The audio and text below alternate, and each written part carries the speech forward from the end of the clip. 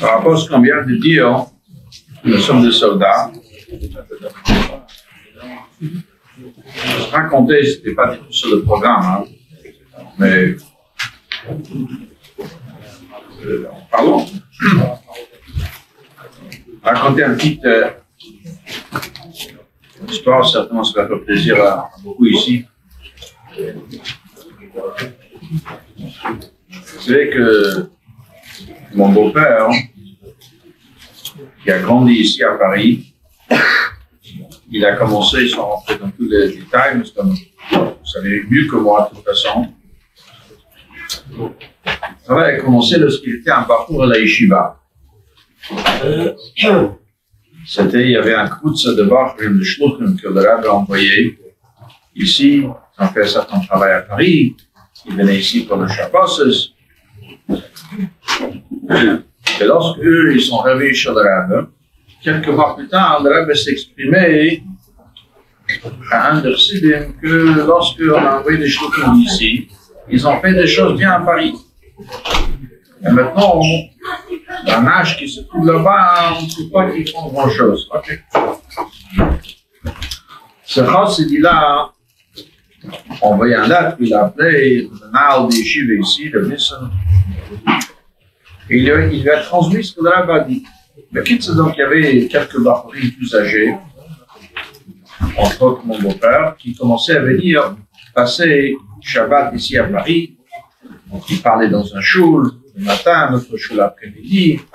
Après, ils commençaient à amener certains jeunes trouvés dans le shul à la yeshiva le dimanche pour étudier. Oh, okay. Les années sont passées. Ils étaient trois Bachorim, aussi que connaissent les autres, Zalman Rakowski, Yankel Goldberg. Et puis mon beau-père. Eux, ils sont déjà partis chez le Rav.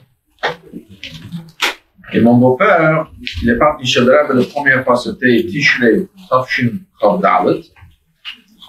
Et la prochaine fois qu'il est parti, c'était Tishrei Tafshin Chav Vav. Et lui, pour lui, c'était un œuvre à Pashut. Ces deux amis-là, ils étaient déjà chez le Rav. Et lui, il voulait aussi étudier chez le Rav. Le souhait de chaque fois, en plus. Le Seder, c'était que lorsqu'un bacher d'un autre yeshiva en dehors de New York voulait venir étudier dans les yeshivas de Seven Seventy,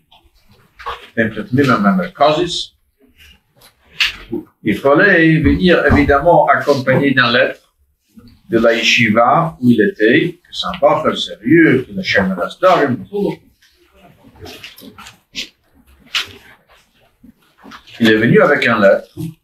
Et dans la lettre, c'est une lettre qui est écrite par un Nissen, un Shpil, le Naal de Yeshiva. Et dans la lettre, il écrit, ok, un bacher sérieux. Le Rav Nissen, il dit, il ne peut pas prendre un Freies. Peut-être pour certains, vous connaissez déjà cette histoire, d'autres c'est nouveau.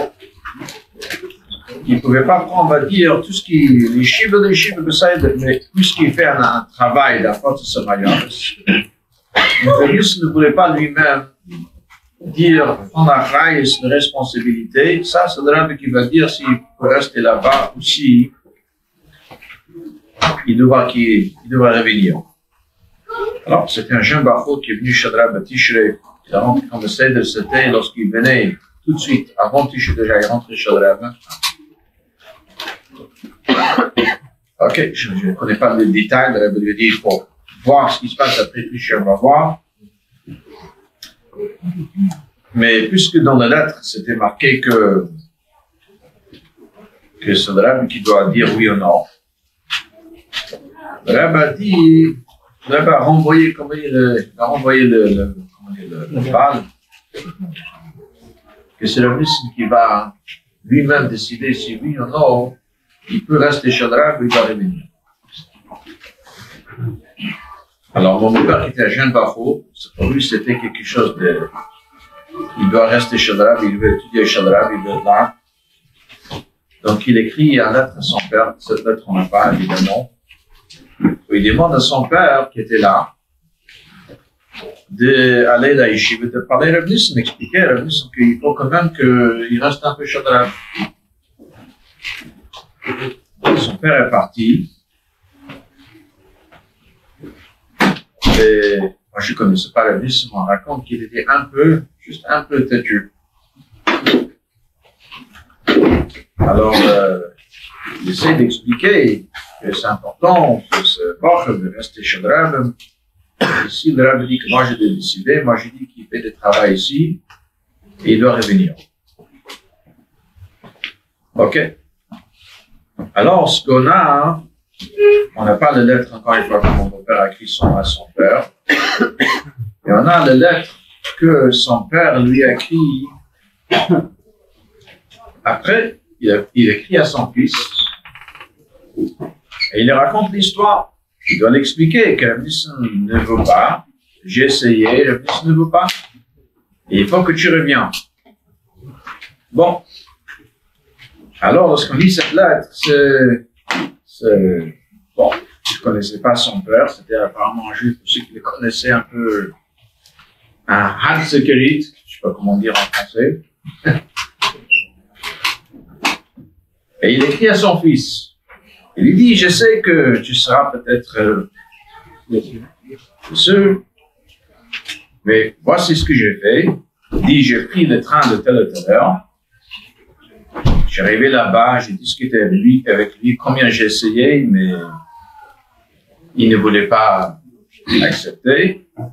Donc je sais que c'est dur pour toi, mais juste de raconter deux petites choses. Bon. Pas de grands secrets, sinon je dis juste des choses qu'on veut. Alors, la première chose, il dit, j'ai entendu de telle ou telle phrase, il me semble que c'était le psaume. Mais c'était un phrase de Navo. Après, il a décidé d'être Israël, c'était bien, c'était pas très longtemps. Et lui, il a dit, être chez le Rav, c'est pas important combien de temps on est là-bas. C'est la qualité. Il y a des gens qui sont chez le Rav pendant des années, des années, des années.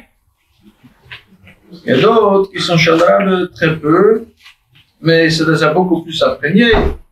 Voilà, ça c'est la première chose. Deuxième chose, il dit, comme ça, je vais te raconter quelque chose. C'est pour ça que je me suis rappelé de cette histoire ce soir.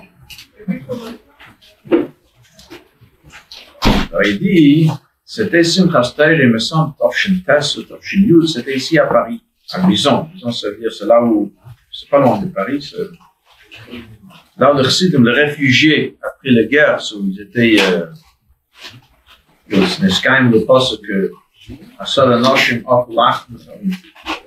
il y a 10 femmes ensemble qui devaient cuire leur pain dans le même four. Ils étaient contents qu'il y avait de pain. Parce qu'avant de sortir de Russie, ça, il n'y avait pas non plus. Il dit, c'était, il me semble à Bison. Il dit, c'était Simchas Torah. Il y avait à Kafel sur la choule. C'était Simchas Torah le jour. Après, on est rentré chez nous. Il dit, il y avait un de Chassidim qui était chez le fils de Kerav, le Rabbi Rayatz, à Otvodsk, en Pologne. Je ne sais pas qui c'était, ici à Paris. Il dit, ça y est, Simchas Torah, on est rentré de la choule, il toque sur la porte. Il est rentré, il demande à dire, il a déjà dit le Chaim avant, a priori. Il a demandé comme il donne encore de l'Echaim, il a donné de l'Echaim. Après beaucoup de l'Echaim, après il y a ça, il y a quelque chose qui... il a commencé à parler. Il a dit que lorsqu'il était chez le fils de Kerav, il était, il me semble, à Bocher encore, à Dvotsk. Le fils de Kerav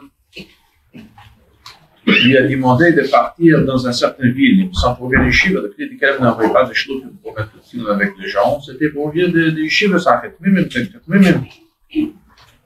Il dit, pour moi, c'était difficile et j'ai refusé. Et après, le fils de Kerav, il a parlé avec son masque, Khatchefegen, et il a dit à Khatchefegen, j'ai des soldats, mais qu'est-ce que je peux faire lorsque ces soldats ne m'écoutent pas? Ils obéissent pas. Ok. Et donc, il écrit, à son fils, sache que, des fois c'est difficile, il peut partir, mais, apparemment, mieux être un soldat qui obéit. Ok. On connaît les suites de l'histoire qu'il est en train d'écrire avant de partir. Et il avait, pour un jeune bachour, des choses extraordinaires. Le fils de Rabbi lui a dit des choses que Rabbi lui a souhaité juste avant de partir. Il quitte les rides, comme ça, précisément. On recule en arrière, comme ça, on met le visage dans le Rabbi. Le Rabbi lui a dit, le Rabbi a souhaité qu'il aura beaucoup d'atzlach, le maïlo minamshur. Mais Tamod est en train de sortir un jeune bachel. Le Rabbi dit, est-ce que tu sais qu'est-ce que ça veut dire? Hatzlach le maïlo minamshur. Hatzlach plus que tu évalué. Je sais pas, pour moi, il était un jeune garçon devant le Rabbi. Il n'a même pas. Le Rabbi a tourné son visage comme ça, il a raconté plusieurs fois, lorsqu'il a raconté, pour ceux qui se rappellent. Le Rabbi a fait le maïlo minamshur avec sa main, ça veut dire. Bon. Et la suite de l'histoire, on connaît. Pourquoi, des fois, c'est pas ce qui nous sommes, les qualités que nous sommes, on a telle qualité, une autre qualité. Comme le Moshe Rabbeinu avait des qualités. Pas de Diber Hashem Imach. Mais comme dans le Bisrael, encore une fois que Moshe Rabbeinu. Le Moshe Rabbeinu est un réel, on connaît tout les nions. Et qu'est-ce qu'on dit? Pourquoi Moshe Rabbeinu finalement il a mérité d'être celui qui amène le Shekhin au départ, en bas, pardon, parce que c'était le Shvil de région. C'est ça que le Rabbi nous dit. Même un jeune homme qui avait des qualités, c'est pas à cause de ses qualités, chacun qui fait partie de notre génération à cause de Rabbi, de la Shvil, c'est pas avec ses propres cohortes. Il a des Eitzes jusqu'au business Eitzes. Des Eitzes qui sont calmos, camoussim, qui sont entièrement voilés, que dans les générations précédentes, on pouvait même pas s'imaginer de telles choses. Mais lorsqu'un Chosé décide d'obéir, il y a un soldat qui obéit, bien sûr, il a le Eitzes que le malheur lui-même lui donne, et Metz Hashem nous en réussir. Amen.